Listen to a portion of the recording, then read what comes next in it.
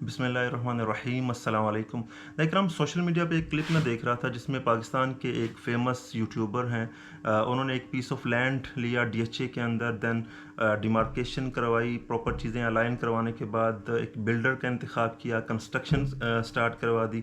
जब एक specific construction होगी, बेसमेंट और सारी दीवारें वगैरह साइड बाउंड्री की बनना शुरू होगी, तो एकदम पता चला कि जो कंस्ट्रक्शन है वो एक्सीडेड है अलाउएबल कंस्ट्रक्शन की लैंड से।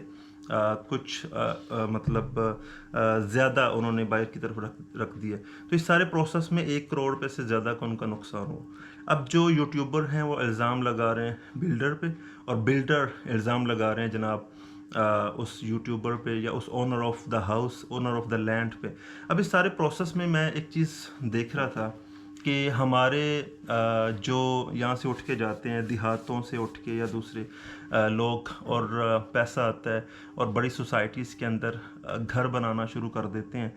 कस्टमर की मैं आपको मेंटालिटी बता रहा हूँ। तो चूँकि माइंडसेट बना होता है पिछला हाउस होल्ड जो विलेजेस और जो टाउन्स का होता है, सोसाइटीज़ के जो बायलाज होते हैं, रूल्स होते हैं, रेगुलेशंस होते हैं, वो डिफरेंट होते हैं।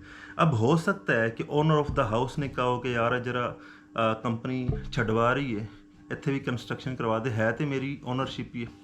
या ये भी हो सकता है कि वो बिल्डर ने ये समझा हो कि भाई ओनर तो यही है, इस पे कंस्ट्रक्शन हो सकती है, वो अलाउएबल कंस्ट्रक्शन नहीं, वो छोड़नी थी लैंड।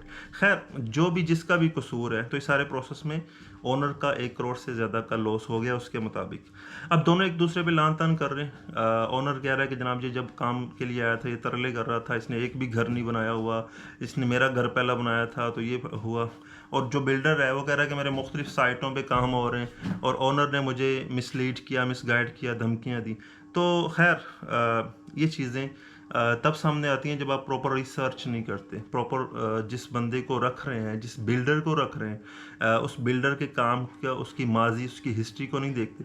बाद में इस तरह की चीज़ों का फ्रॉड का सामना आप करते हैं। मैं हमेशा कहता हूँ कि रियल एस्टेट एक ऐसी चीज़ है कि जिसके अंदर आपने ज़िंदगी में एक आधी दफ़ा ही घर बनाना होता है, तो ज़िंदगी की सारी जमा पूंजी लगानी होती है आपने इधर उधर से इकट्ठे करके।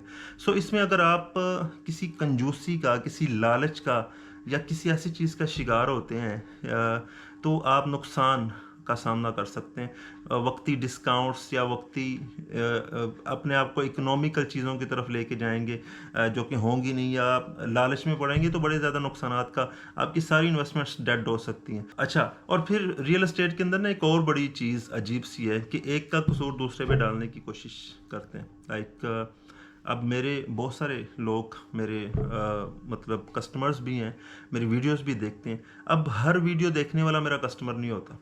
आप मार्केट में किसी से चीज़ बाय कर रहे हैं तो उसका रिस्पॉन्सिबल मैं नहीं होता, क्योंकि मैं अपनी गुडविल पे बहुत ज़्यादा काम कर रहा होता हूँ।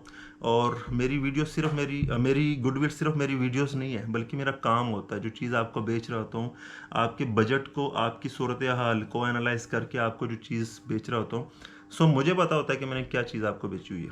आप किसी और बंदे का शिकार, अच्छा यहाँ पे होता है क्या है कि आप वीडियोस मेरी देखते हैं, चीज़ कहीं और से ले लेते हैं और कहते हैं कि यार वो मेरा यूनिवर्सिटी फेलो था, वो मेरा मोहल्लेदार था, वो मेरा रिश्तेदार था, क्लास फेलो था, कोलीग था, लिहाजा उससे चीज़ मैंने बाय कर ली। अब होता क्या है, चीज़ तो वही होती है लेकिन वो चीज़ आपके लिए फिजिबल नहीं होती, सूटेबल नहीं होती है। बहुत सारे प्रॉब्लम्स उसमें हो सकते हैं। आपका बजट, आपका टाइम ऑफ होल्डिंग और बहुत सारी चीज़ें मैच नहीं भी कर सकती। और मार्केट में डिफरेंट चीज़ें, डिफरेंट एंगल्स के फ्रॉड जो है वो हो रहे हैं अच्छी सोसाइटीज़ में भी। रहमान डेवलपर्स भी एक बेहतरीन सोसाइटी है, लेकिन यहाँ पे भी कुछ नॉन ऑथराइज्ड पर्सोनल्स मौजूद हैं जो बाद में आप कहते हैं कि हमारे रिश्तेदार हैं, हमारे कोलीग्स हैं, आप उनसे चीज़ें बाय करते हैं, वो ऑथराइज्ड नहीं होती, आपको कंपनी की पॉलिसी सही तरह डिस्क्राइब नहीं करते, बाद में आप कंपनी को भी ब्लेम कर रहे होते हैं, हमें भी ब्लेम कर रहे होते हैं।